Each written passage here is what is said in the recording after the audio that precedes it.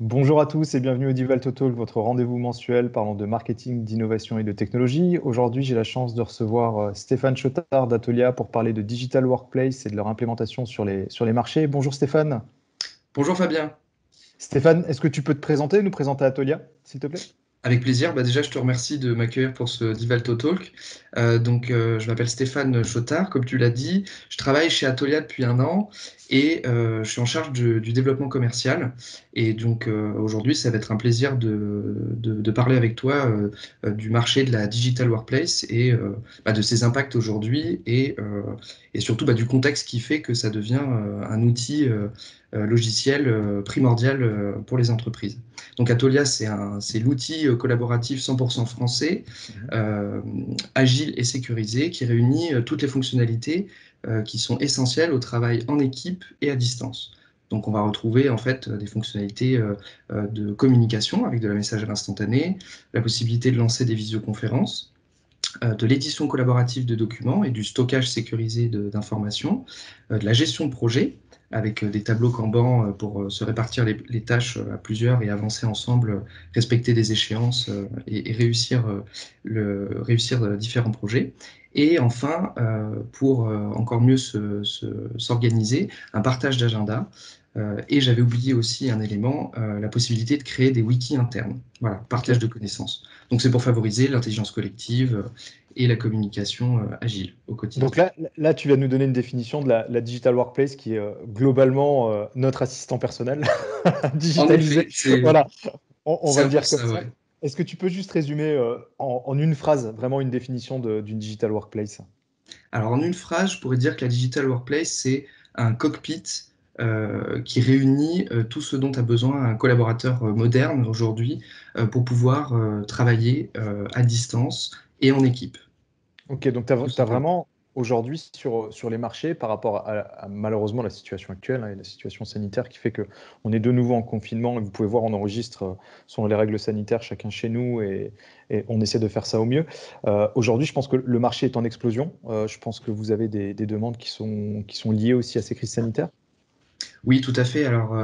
Moi, comme je t'ai dit, je suis arrivé il y a à peu près un an, en décembre 2019, donc juste avant la crise, le début de la crise sanitaire. Donc, j'ai eu le temps juste de prendre mes marques et après, confinement fin février, mars. C'est vrai on a remarqué une croissance de l'acquisition très importante. Alors, c'est le cas pour tous les acteurs Ouais. du secteur. Après, ça peut être aussi, ça peut se retrouver chez des acteurs qui vont être plus spécialisés sur certaines briques, je dirais, certaines fonctionnalités dont on a besoin pour travailler à distance. Donc, on a vu l'essor de grands acteurs sur la visioconférence Mhm. et également, effectivement, sur tout ce qui permet de structurer la communication asynchrone. Donc, on a connu, comme nos confrères, une forte accélération parce que du jour au lendemain, des entreprises qui avaient en ligne de mire, entre guillemets, le télétravail, qui avaient pensé déjà, de par les grèves qu'il y a eu, les mouvements gilets jaunes, etc., certaines perturbations qui déjà ont fait mettre sur le devant de la scène le télétravail, là, Mhm. dans l'urgence, elles ont dû en fait s'adapter et tout simplement, de par le confinement, on va pouvoir équiper rapidement leurs collaborateurs pour garder le lien, maintenir effectivement ce lien entre les collègues et pouvoir poursuivre au mieux les tâches qu'elles avaient effectuées. Alors, tout métier n'est pas Mhm. adapté, effectivement, c'est cliché de le dire, mais c'est le cas, hein. Tous les métiers ne sont pas forcément euh, adaptés ou en tout cas ne peuvent pas recourir et profiter des bénéfices d'une Bien digital sûr. workplace de la même façon. Mais c'est vrai que là, cette année, dans l'urgence, plein de structures ont fait appel à nous et à nos confrères pour poursuivre leur activité, ouais, c'est sûr. Euh, on passera sur toute la question interopérabilité par la suite parce que tu as parlé des vidéos, un type Zoom, etc. Mais là, on va rester vraiment focus sur les digital workplace. Donc, juste pour globaliser un peu plus, parce que bon, Atolia est moins connu que les majeurs du marché, type Slack, hein, on va le nommer, comme ça permettra Complètement. de donner. Teams est aussi une plateforme collaborative. Aujourd'hui, est-ce que tu pourrais nous expliquer à nos auditeurs comment vous favorisez en fait l'accès au télétravail et comment vous favorisez en fait la collaboration à distance? Je pense que c'est l'un des points d'ancrage en fait de vos solutions. Oui, Pour te répondre, nous chez Atolia, effectivement, là où on va mettre un accent fort pour se démarquer et aussi pour apporter le plus de valeur à nos clients, c'est de permettre le passage au télétravail facilement et rapidement et en toute sérénité. Il y a un sujet que l'on pourra un peu creuser dans les minutes qui suivent, c'est tout d'abord en fait la notion de souveraineté des données et beaucoup d'entreprises sont sensibles à cette thématique et donc vont peut-être axer leur choix justement pas chez les majors américains du secteur, mais se pencher sur des alternatives et des solutions françaises ou européennes. Donc ça, c'est déjà un premier point. Un DSI ou un DG d'une PME ou d'une ETI peut se poser avant tout cette question et se dire OK, pour rapidement passer en télétravail, soit il faut que je sois agile et que je mette à disposition rapidement de mes collaborateurs une solution, mais pas forcément en allant à la facilité, entre guillemets, ou ce qui m'est proposé rapidement, je prends en compte la sensibilité de mes données.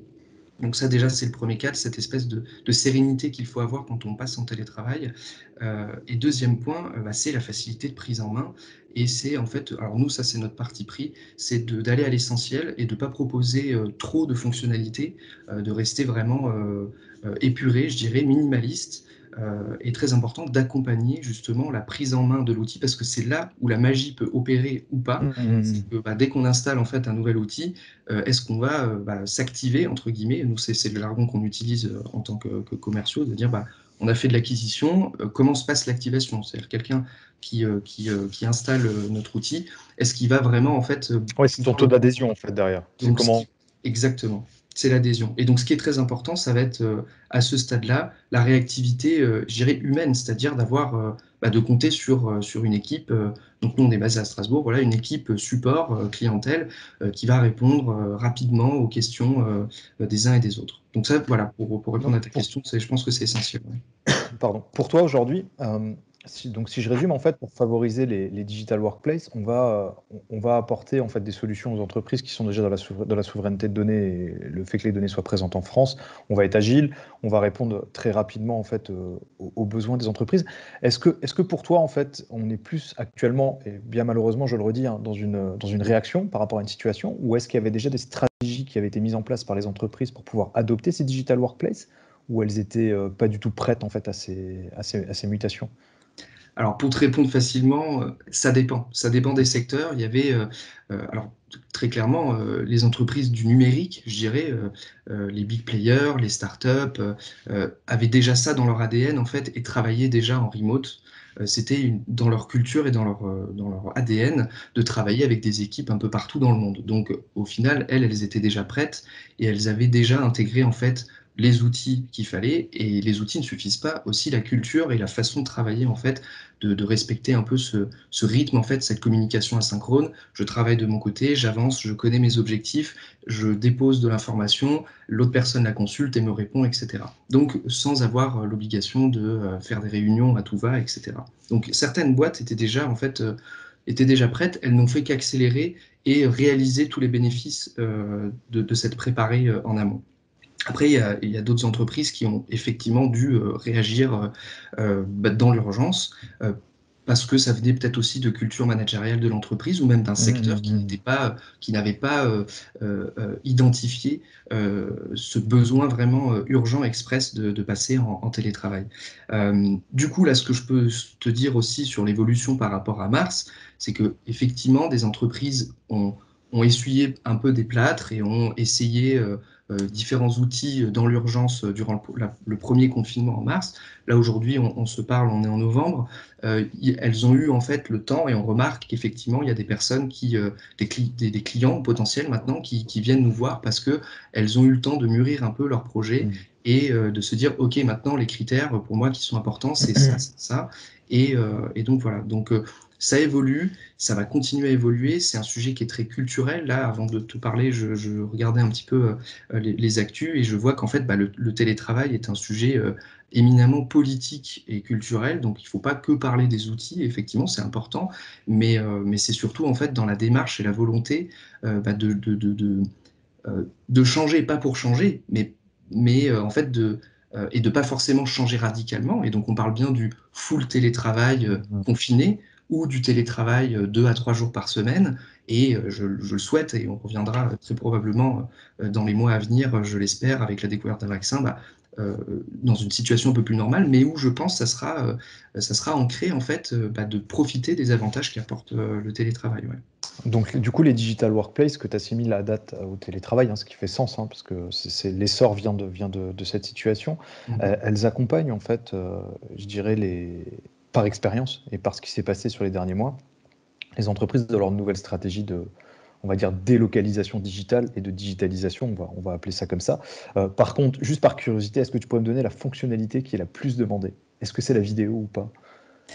Alors, j'ai un petit doute à te dire, est-ce que c'est la vidéo ou c'est le partage d'agenda? En tout C'est cas, pas chez faux. nous, ce qu'on voit souvent, alors c'est peut-être de par notre stratégie aussi SEO Ouais. ou voilà, d'acquisition marketing qui fait qu'on est un peu plus là-dessus, mais c'est vrai que beaucoup de personnes viennent nous voir en disant je cherche à partager mes agendas de manière plus simple. Donc il y a un pain point ici, même si on se dit que déjà les acteurs comme Google Calendar ou Outlook font bien le taf, en vrai, il y a quelque chose qui manque. Donc, le partage d'agenda D'agenda. et effectivement, oui, la visio, bien La sûr, visio. reste très important, ouais, c'est sûr. Du coup, on va parler visio, on parlait de partage d'agenda, tu as cité Google, on a pu citer Zoom auparavant, donc quand tu parlais des majeurs américains. Aujourd'hui, l'interopérabilité de ces plateformes digitales, comment elles sont perçues et comment elles sont organisées et interopérables sur le marché?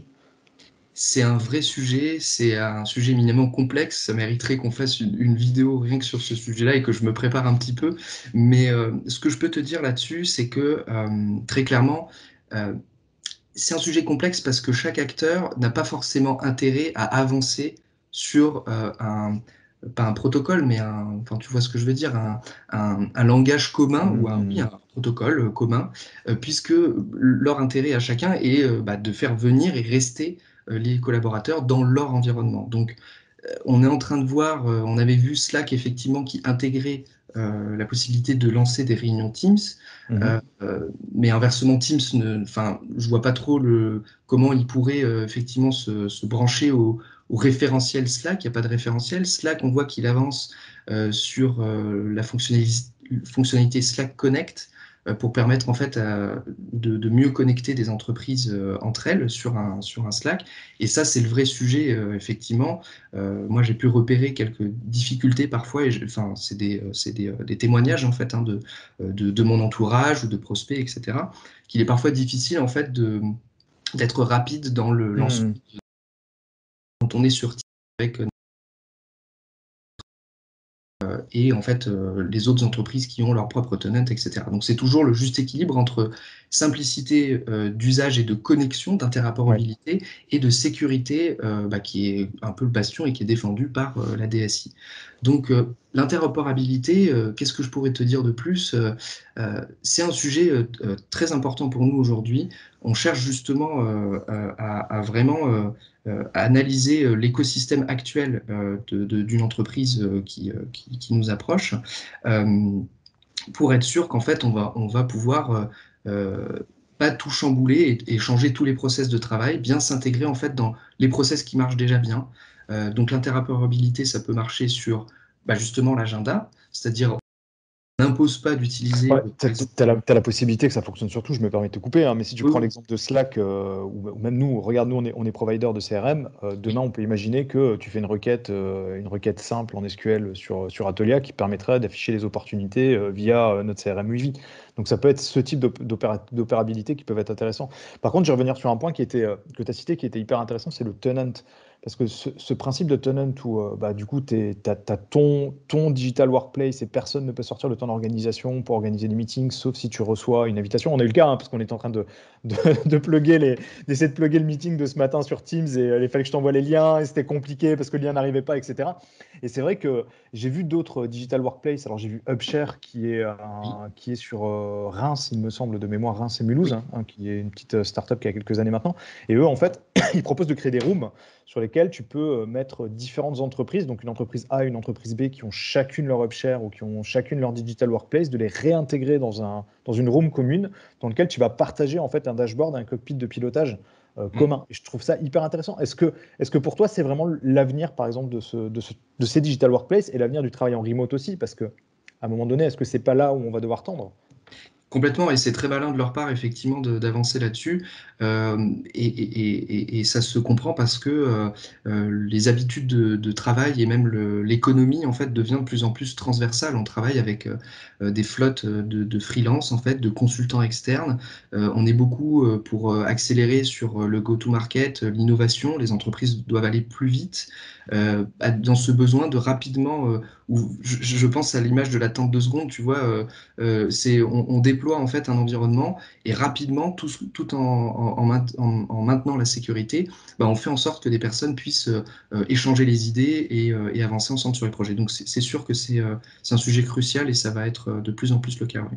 Ouais, c'est ce que tu disais, parce que je pense que l'image du cockpit est vraiment hyper intéressante. Imaginons, demain matin, j'arrive, je sais pas, je suis chez Divalto, j'arrive, je démarre mon PC, je démarre mon Mac, je me connecte. La première chose que je dois avoir, en fait, c'est mon cockpit de pilotage. Donc, c'est-à-dire que je dois avoir mes KPIs qui doivent être liés à un Tableau, un Power BI, peu importe, avec un data viz, comme on a pu le voir avec Captain. On peut avoir les taux de pénibilité, on peut avoir plein de choses, hein, si on travaille dans une base de production, mais je dois aussi avoir un espace sur lequel je dois interconnecter, interopérabilité avec mon ERP, mon CRM pour avoir mes opportunités financières, commerciales, etc., etc., etc. Et je pense que c'est ces bases de pilotage-là qui doivent, vers le futur, nous faire tendre vers une meilleure productivité au final. Parce que si on rassemble l'ensemble des informations sur une même base, ça va nous permettre de mieux traiter l'information et de mieux pouvoir la gérer.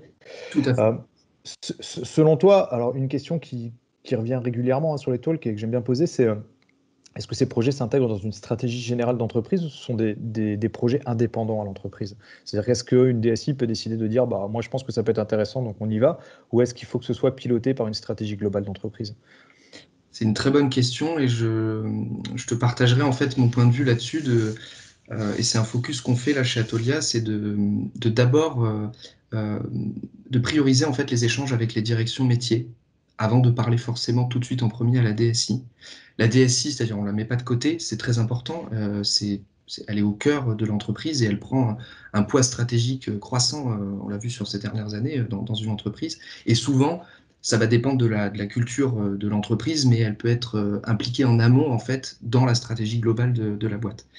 Mais c'est vrai que je pense qu'il faut tout d'abord en fait plancher sur la stratégie business et donc discuter avec les directeurs métiers, directeurs commercial, marketing, la DRH, la direction financière, et en fait repérer quels sont leurs pain points, là où ils ont besoin en fait d'accélérer ou là où un outil comme une digital workplace leur permettrait d'atteindre plus facilement leurs objectifs et de mener à bien la stratégie globale de l'entreprise. Et après, effectivement, de s'assurer que la DSI donne un peu son tampon, sa validation, s'assure que justement, il y a une bonne interopérabilité avec l'écosystème actuel, et est-ce que ça sera un bon investissement parce que ça pourra être maintenu et capitalisé sur le moyen long terme, quoi. Donc, oui, il faut en fait, il faut partir de la stratégie globale de l'entreprise. Parce que c'est éminemment humain et concret en fait. C'est pas l'outil d'abord, on réfléchit en fait à voilà dans quelle direction veut aller l'entreprise Mmh. et du coup bah, quels bons outils ou au pluriel quels bons outils vont permettre de répondre à cette stratégie. Ouais. C'est clair, Stéphane. Stéphane, est-ce que tu peux nous donner 3 tips pour installer ou implémenter au mieux une digital workplace dans une entreprise? Avec plaisir. Alors bah, ça reprend un petit peu, ça conclut, ça synthétise un peu ce qu'on s'est dit. La priorité, bah, c'est de repérer déjà, de faire un peu un audit simple de comment travaillent mes collaborateurs. Ça sert à rien en fait de commencer à choisir une digital workplace ou encore pire de l'implémenter tout de suite si on se rend compte que déjà dans l'entreprise, en fait, les collaborateurs tout simplement partager leur travail déjà, c'est-à-dire bah, ils peuvent rester sur le format à l'ancienne, entre guillemets, de je prépare mon document Word dans mon coin, j'ai pas forcément envie que mes collègues voient ce que j'écris ou je veux que ça soit voilà, bien fait et après je l'envoie par mail. Voilà, il y a des process en fait qui sont en place depuis un certain moment. Il faut aussi bah, faire un audit, je pense, de la culture numérique de ses collaborateurs et s'assurer qu'en fait bah, c'est bienveillant, c'est que bah, on veut les aider et pas leur mettre un énième outil, mais bien comprendre en fait quels sont leurs besoins au quotidien, comment ils travaillent, quel rapport ils ont avec le numérique tout simplement. Donc une fois que cet audit est fait, bah, faire un benchmark effectivement comme on l'a dit, suivant ces critères. Est-ce que la sécurité de mes données, la souveraineté des données pour moi est importante? Est-ce que je privilégie une fonctionnalité plutôt qu'une autre? Parce que typiquement, on peut pas être super bon partout. La visio fonctionne bien, mais on peut pas, par exemple, changer le fond d'écran comme le font certains autres acteurs. Mais ça, justement, c'est important de bien faire son cahier des charges, de lister qu'est-ce qui est important de par le premier audit qu'on a fait, quelles fonctionnalités vont être essentielles.